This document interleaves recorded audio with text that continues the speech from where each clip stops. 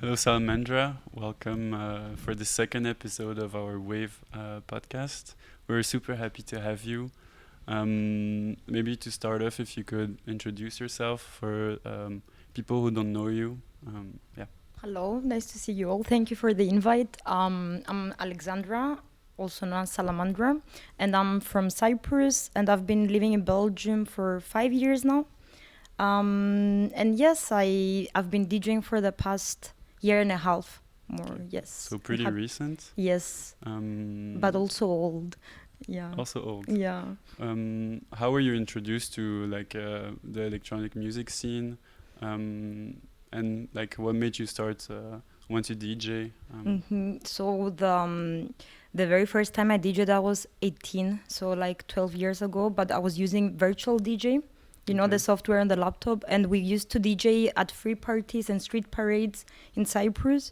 So it was very nice with a lot of people, no tickets, nothing, and it was more like Balkan music and swing jazz, things like that, very party.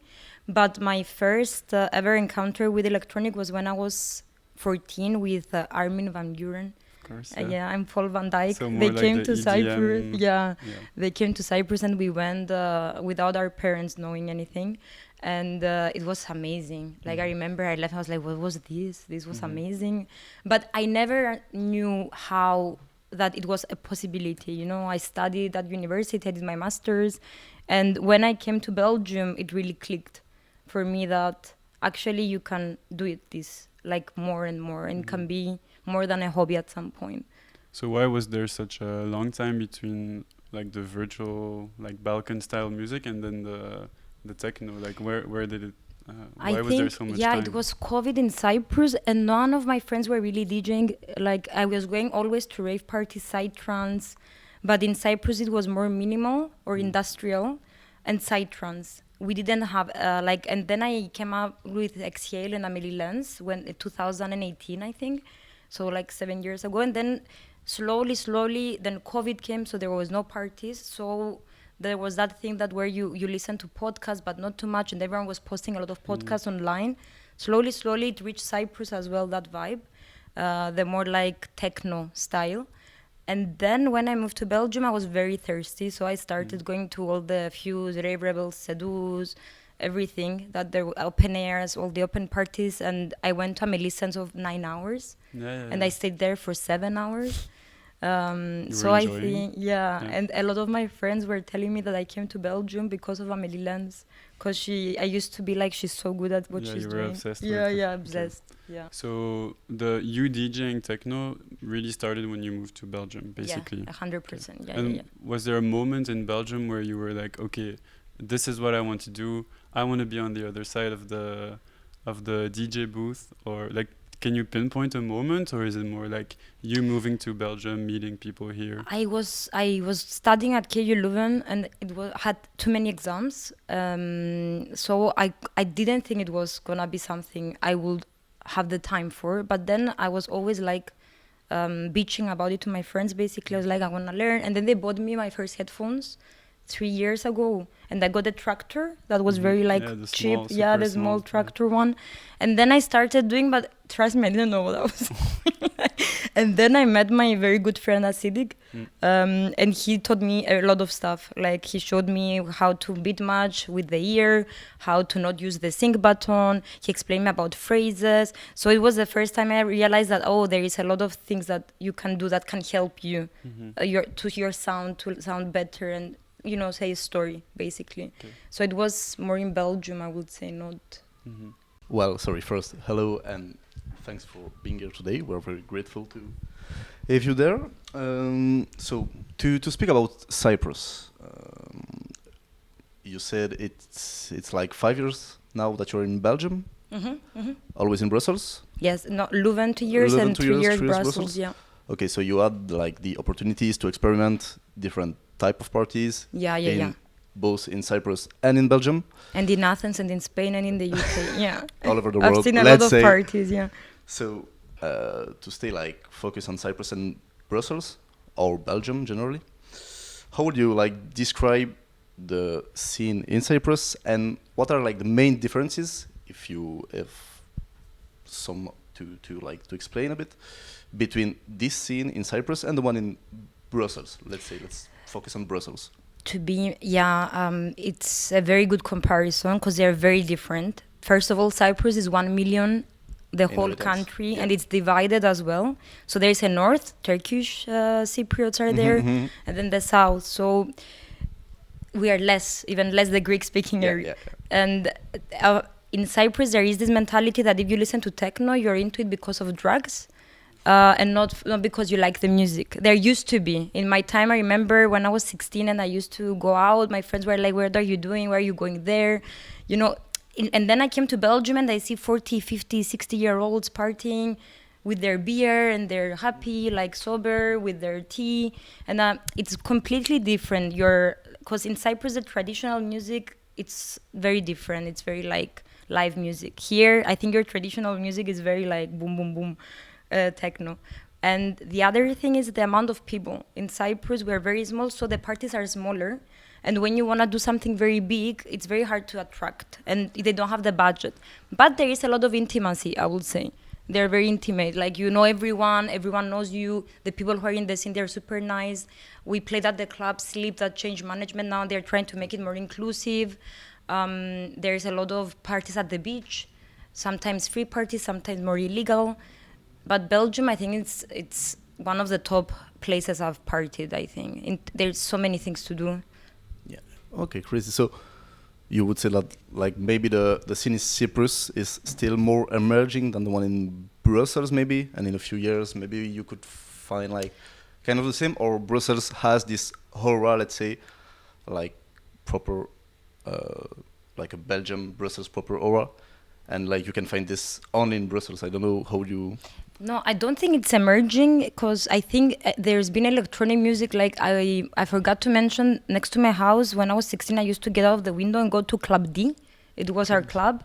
And it was electronic music, and we were partying there for very cheap as well. And it was more like local. So there was always a scene. It's just an underground, more in the periphery, I would say, not in the center. Whereas in Belgium, I feel that you are very... Everyone knows Amélie Lenz, Charlotte David, all these artists. Like here, it's associated with art and music. In Cyprus, it's more associated with partying, I think, or more to escape. And now it's more commercialized. We have a huge festival, but Bionics, and it was very good. I went and wrote about it. But yes, in terms of people and genres and what to do at the weekend, I would say. You can't compare it here to Cyprus, I would say. So what is the main point you choose moving to Brussels? Like if you had to say like one big point, is it this, like the fact that the scene here in Belgium is like more artistic, less underground, bit more mature, maybe something more developed? I don't know. Maybe I moved because of the masters, because it was cheap. First. And it was very good university. So I was like, I need to do my masters now. Otherwise, I'm not going to do it if I continue like this. So I did it. And then I chose to stay in Brussels. Leuven was nice and we had some parties, but not as much as Brussels. I was always here at the weekend. So I think the scene in Brussels is amazing because you have kiosk radio, you have Gimmick. Only these two for me, it's like crazy, huh? Like I went to Kiosk Radio on a Wednesday and I saw big artists. I saw so many people there, like big names and smaller names. And I discovered new artists all the time. I like finding new people as well. So I like that a lot, like, and be the first to know and, you know, like being surprised. Bit, yeah. So I think only those two places, I'm just staying in Brussels, I'm not going anywhere. Like, where am I gonna go? Yeah. If you want to find some new rookies from the DJ underground scene, I can advise you Axone, which is a young collective. We have some new rookies that are gonna make a big noise, like in the future. We know it. Watch this space, yes. I don't know if you want to, because we're talking about new artists. Maybe you can go on the next topic if you want. I mean, yeah, I guess if you're like discovering a lot of new artists, it raises the question like, what are your influences? In the past years, or I mean, how did it evolve your sound since the moment you started off? Because you said you were going to psytrance, those kind of things. Yeah. Did you start DJing psytrance? Because now we're gonna talk about your sound now also, but now it's very different from that. So Yeah. yeah.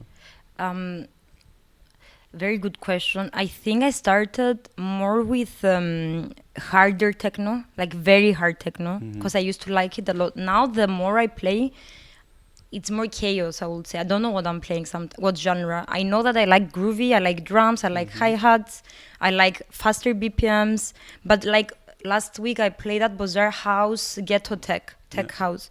And it was my first time, and I loved it as well. So I think I need the song to give me goosebumps. I need to feel, I can't play a song and be like, nothing is happening, you know. I don't feel anything. So, but generally it's faster BPMs. I don't play 120. I tried, it's not working out for me at all. And I need it to be danceable. And also, I would say some influences are, recent ones is Sam Guest. I think she's Polish, like a producer's. Yeah. Because they're mixing old school stuff with very new sounds and bass and garage, and it's a mixture of everything. Quite eclectic, and that's kind of what you're trying to do now. Yeah, exactly. But I always try to, I like lyrics because I studied literature and I read a lot of books and poetry. So for me, I like saying a story.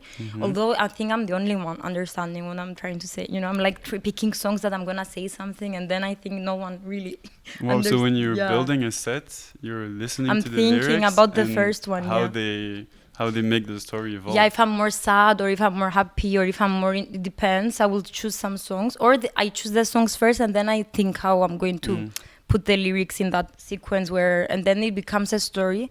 But as I said, like when I said it to my friends, they're like, oh, we didn't notice. And I'm like, it's okay. I had fun. I had a lot of fun. I like it. And so, like, if for the people who don't know you, if you had to describe your sound now, or like if, I mean, you just did a ghetto house set, but I've seen you play at Barrio, and it was like some hard trance, some like hard groove stuff. But like, how would you describe your sound? Is it even describable? Dynamic for sure, like powerful. It will wake you up for sure. But also, yeah, sometimes I like bouncy stuff, but not too much. And also like harder stuff, harder techno, and acid I like a lot, hard trance. But on the harder side, but not hard techno anymore. Although I love a good hard techno set, for me is still a very good set. But maybe not you playing it, listening anymore, to it, you can still... Yeah. Kind of a side question, but are you ever going to try and bring some of those maybe Cyprus sounds? Because I guess if you have some more like live music that's traditional from Cyprus, there must be some kind of like remixes or stuff that you can... There is a very good side trance of a song by a very like popular Greek artist. And so one thing you should know about Cyprus and Greece, they are very connected. And usually if there's a good artist in Athens, you can easily go see them in Athens because it's like 1 hour and a half. So that's a good bridge for us. When you don't have anything to do in Cyprus, you go to Athens, and we used to do it a lot in the past. And there the scene is really rising. You've got now 2 new names, Ate and Saline, they're producers, they're back to back, and they're gonna go to Tomorrowland with Amelie Lenz. So, and they bring their own kind of style, but the Cypriot influence, the only thing that comes to mind, that we have producers that are Cypriots. We have Alex Tom, he's very well known. It's more like hypnotic stuff. We've got Honest Electronics, and they're producing as well. And the only one I know is that in Athens, DJ Madam, she sometimes, she played with Fred again recently, and she has put some of the Greek, you know, the liras and this kind of the bouzouki style. She did put it in her. If you listen to her EP, she has those influences. So you try to revive. So that's something you're interested in? Yeah, I want to learn to produce as well, but as you knew, it was very hectic these past 5 months for me. But now in the summer, I have a lesson with VSSLS. He's from Greece, and he's very groovy and producer. He has 2 tracks that I love. So I reached out, and he has some spots in July. Okay, cool. Yeah, but I know that producing takes a long time. Like I have zero hope that, you know, next year I'm gonna have a song. But I wanna make it into something fun. I don't want it to be like, you like something you have to do, because then it loses their yeah, and the playfulness, I think, because then not everything needs to be productive all the time, I think. Yeah, and I guess it's also you want to produce something that you would be happy to play in your own sets. Exactly. You like something that has energy and yeah. So next topic, a very interesting one, actually. So about the collectif, FEMMEBASS. I don't know. Can you like just for the people who don't know, introduce us this collective? What is it? What is the project behind it? And I don't know, maybe go through it and we'll see if we. So we started. I'm not sure. The idea was a year ago, more or less, I think. And a very good friend of mine, the Konof, she's a DJ, but she's also a very good event manager, and she was in SPAC Collective as well. I'm not sure if you know them. They've done a lot of events in Brussels here and there. So she reached out and she's like, we're gonna do a collective only for women. And the whole idea is that it's not to exclude, on the contrary, just to empower each other, because I think sometimes we work differently as women. And if you see the lineups at festivals, it's still a lot of men versus women. And I can't speak for everyone in the collective, obviously. It's just that it's just like girls helping each other, I would say. But they do have like connections with male collectives. They're usually more males for some reason. Like Cosmic Motion is one, I think, and then Casa Villan is the other one that they have connections. But yeah, they reached out, and I wanted to help also with the events, like more promotion, etc. And it's Nadine, who is quite well known in Brussels as well, and from Lebanon, and the Konof, and there were a very good party at Umi on the Women's Day in March. That was really good. And then we played also at Bazaar, and there's always something going on, and we try to make it only full female lineup unless it's a collaboration with another collective. And just on a personal note, it's just that sometimes women are less confident than it. There are studies that show that if a woman like underestimates her skills, and men are overconfident. And I think it's a nice environment just so you can, feel more comfortable. Yeah, fully express yourself, like Exactly. as a woman. But to be honest, because I have so many DJs, friends who are men, and I have brothers, for me it was never excluding anyone. Sometimes they hear feminism, they're like, oh, you don't like men. It's not like that. It's just that sometimes you need, if we're doing this, it's because we need to do it. Yeah, That's because it, someone has to do it, and it's a way to empower the feminist movement. I mean, if there were, I suppose that if there were like easiest way or more obvious way, you could like still do it as well. But like this thing of being part of a collective, which brings me to my next questions. What does it bring to you, being a part of first a collective, like globally, and on a second end, this collective, which is specifically femme-based, like. Yeah, I am very much of the idea that you can't do anything alone, and if you're doing everything alone, you should get help. Like, really, don't. And whatever, if you're going through something, you need people around you. I don't know who, because I remember when I was younger, I was like, no, I'm gonna do a lot of stuff, but I was always attracted to being around people, my friends. I have so many friends now in Brussels here. We help each other. So I think to have a community where you feel comfortable, and it's not only FEMMEBASS. FEMMEBASS is something that we are trying. It's an embryonic. No, it's an embryo. It's a baby. Slowly. It's amazing though to meet people through there, because I met people from Antwerp, girls from Lebanon. So it's a more global, I would say. It's not very. It's Brussels based, but it's very like open to everyone and exactly. for everyone. Yeah. And they have an event on Saturday in Antwerp as well. And I think a girl from Lebanon is coming. And there was a girl from Barcelona.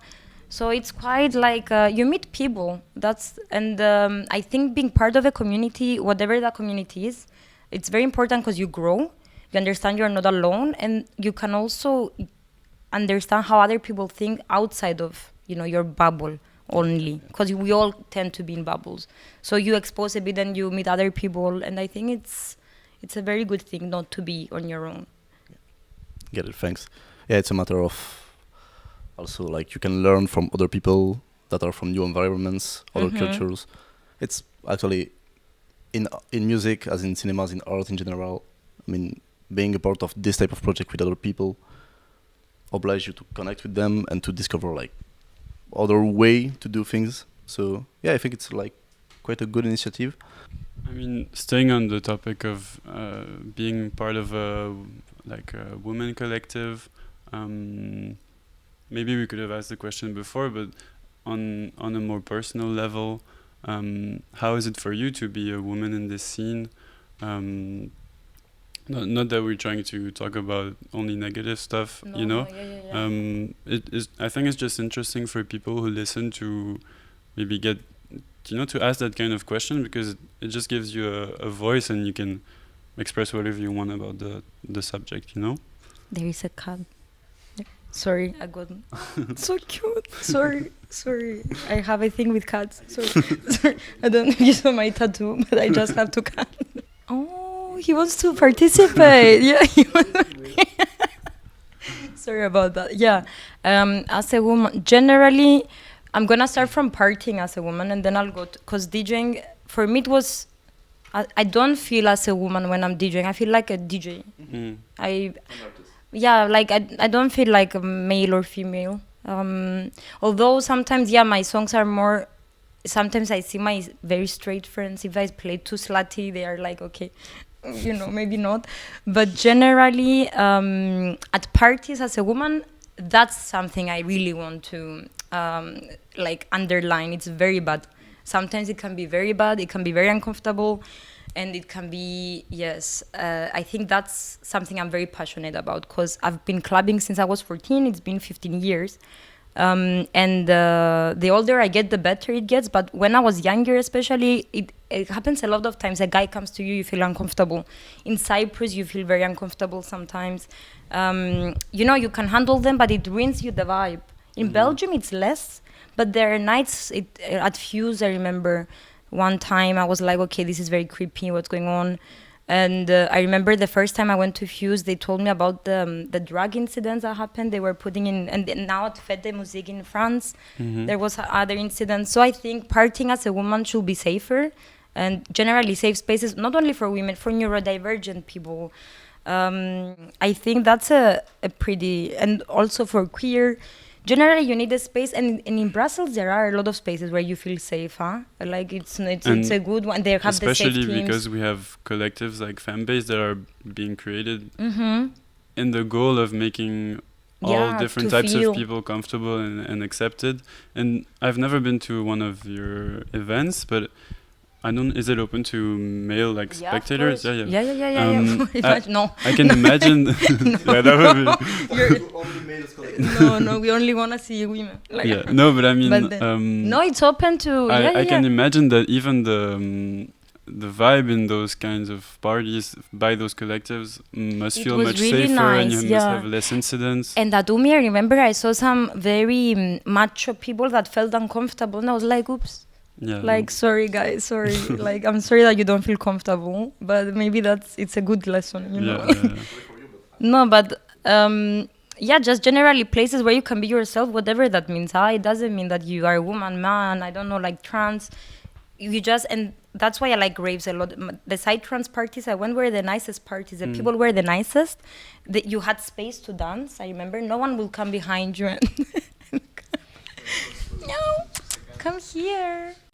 We keep getting distracted by the cat, but you were saying that especially in psytrance parties, those were the kind of parties where you felt the safer. Very nice. And I think that makes sense because, I mean, if you take like the stereotypical hard tech party, those are where you get the macho people. Whereas I feel like psytrance, it's always some, kind of like more spiritual people, because it is a bit of a more spiritual music. Like when you look where they do the festivals, it's often going to be in the forest or in nature. But that's interesting, and I think that's also why Brussels probably attracted you in the first place, is that all those like queer people, women, are represented by collectives, by parties, sometimes only for them. And I think that's good because it just makes it the norm to have every type of people feel comfortable and accepted. No, 100%. And I think hard techno has also, it's very important, you know, you listen to music to express something in a safe way, I think. So hard techno, you can express your anger sometimes and aggression in a good way, though, you know, not on each other, but, you know, you dance a bit and you let it out. And so I have nothing against that. I just don't like it when people don't respect the, you know, your little boundaries. Yeah. That I need it to be, and I also like to dance with my legs open always. So I'm like, if someone is here and another one there and someone behind me, I start getting very upset very fast, and I start dancing with my elbows so that I can, you know, and show that you need to like go away now, like, or just move a little bit, and we are all gonna be happy. Yes. Yeah, we can maybe talk a bit about, without any leaks, of course, maybe about the future of Salamandra, of FEMMEBASS, if you know it, I don't know. So for the future, we've got, there are a lot of events, I think, coming up. Now I'm playing next week at the bar, a new one, Schmet, with another association, though it's for my work. I'm the social events coordinator, so I'm doing that as well. And then for August, I'm gonna be here. I'm gonna be partying most of the time, I think, not DJing. Just have a little break, but practicing at home. And then I wanna learn production, and then slowly, I wanna get out of my comfort zone, like a bit more, like bigger clubs, open airs, you know, this kind of stuff. And I need to learn to reach out more to people. You know, sometimes I'm a bit like, okay, now I need to text, I need to say. You need to grab it. Otherwise, it's not like gonna create the opportunities. You need to create yourself, it, and you need to believe that it's you deserve to be here, or that it's okay to be newer and fresher. Sometimes you bring energy because of that, I think. But yeah, that's it. But I'm always like conflicted between, is this gonna be, because it's a lot of work to prepare a set, and with work and with the journal, with all these things that I'm juggling, I'm always like, I want DJing to be the nice part in my life and not something I'm, you know, not a job, like not like a job. Not but I do have the professionalism on. I do take it seriously, just not like, you know, religiously. Yeah, that's the difference. Thanks a lot. Thanks for the amazing set. No, thank you for the invitation. Good luck with everything. Thank you so much.